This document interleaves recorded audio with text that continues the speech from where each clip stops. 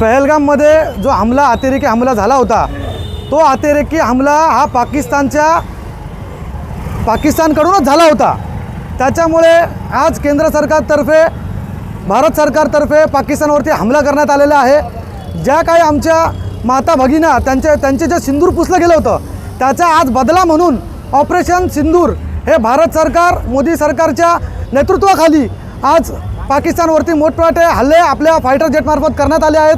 त्यामुळे आज आम्ही सर्व अंबरनाथकर, सर्व जाती धर्माची लोक आज इथे एकत्र येऊन जल्लोष करून पंतप्रधान मोदी, इंडियन आर्मी यांच्यासोबत आम्ही सर्व नागरिकही त्यांच्यासोबत खांद्याला खांदा लावून उभं राहणार आहोत। याकरिता आम्ही आज इथे युवा सेनातर्फे जल्लोष कार्यक्रम इथं आज आयोजित केला होता आणि आज मोठ्या संख्येत तिथं सर्व नागरिकही आमच्यासोबत आलेले आहेत आणि आम्ही सर्व आज इथं ग्वाही देतो की भारत सरकारच्या प्रत्येक स्टेपवरती सर्व नागरिक त्यांच्या कायम सोबत राहतील आणि आपण सगळे जाती धर्माचे लोक एकत्र येऊन या प्रसंगी मोदी सरकारला आणि भारत सरकारला सर्वांनी पाठिंबा द्यावा, हीच आम्ही आज इथे घोषणा करत आहोत।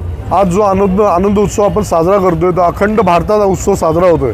कारण पाकिस्तानसारख्या नालायक देशाने जो पहलगामच्या ठिकाणी निष्पाप लोकांचा जो जीव घेतला, त्या विरोधात आज आपल्या केंद्र सरकारने, मोदी सरकारने अतिशय चांगलं उत्तर त्यांना पाकिस्तानात घुसून दिलेलं आहे। त्याच्यापेक्षा चांगलं उत्तर आपलं केंद्र सरकार आणि मोदी सरकार इथून पुढे पाकिस्तानला देणार आहे आणि पाकिस्तानसारख्या नालायक देशाला हे धडा शिकवण्याचं काम आपल्या भारत सरकारने, केंद्र सरकारने केलेलं आहे। त्याबद्दल आज शिवसेना, युवा सेना अंबरनाथ शहर शाखेतर्फे आमचे शिवसेना शहर प्रमुख माननीय श्री अरविंदजी वाळेकर आणि आमचे युवा सेनेचे कल्याण लोकसभा निरीक्षक निखिलजी वाळेकर यांच्या नेतृत्वाखाली आम्ही आज हा अंबरनाथमध्ये युवा सेना शिवसेनेतर्फे हा जो जल्लोष आहे, हा पेढे वाटून ढोल वाजून साजरा केलेला आहे।